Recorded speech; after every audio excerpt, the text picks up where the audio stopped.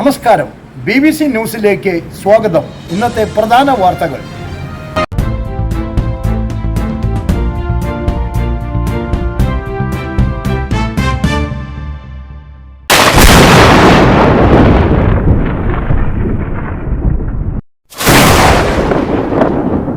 എടാ കറണ്ട് പോയടാ, കത്തിക്ക്.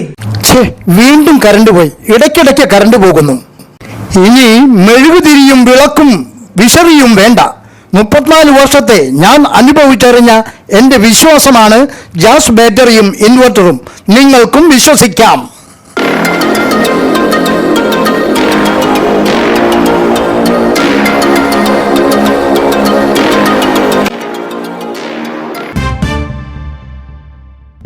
KPCC അധ്യക്ഷനായി കെ സുധാകരൻ നാളെ ചുമതലയേൽക്കും. സുധാകരന് ചുമതല കൈമാറാൻ ഹൈക്കമാൻഡ് അനുമതി നൽകി.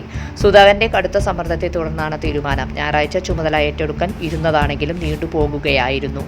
സംസ്ഥാനത്ത് നിന്നുള്ള എതിർപ്പ് പരിഗണിച്ച് തെരഞ്ഞെടുപ്പ് ഫലം വരുന്നതുവരെ കാത്തിരിക്കാൻ കേരളത്തിന്റെ ചുമതലയുള്ള AICC general secretary Deepa Das Munshi സുധാകരനോട് ആവശ്യപ്പെടുകയായിരുന്നു. ഇതോടെ സുധാകരൻ നിരാശയിലായിരുന്നു. ഇതിനു പിന്നാലെ സുധാകരൻ സമ്മർദ്ദം ശക്തമാക്കിയതോടെ വിവാദം അവസാനിപ്പിക്കാൻ AICC ഇടപെടുകയായിരുന്നു. KPCC അധ്യക്ഷ സ്ഥാനം ഏതു സമയത്തും ഏറ്റെടുക്കുവാൻ തയ്യാറാണെന്നാണ് ഇന്ന് രാവിലെ സുധാകരൻ മാധ്യമങ്ങളോട് പ്രതികരിച്ചത്. താൻ ഇപ്പോഴും KPCC പ്രസിഡന്റാണെന്ന് സുധാകരൻ പറഞ്ഞു.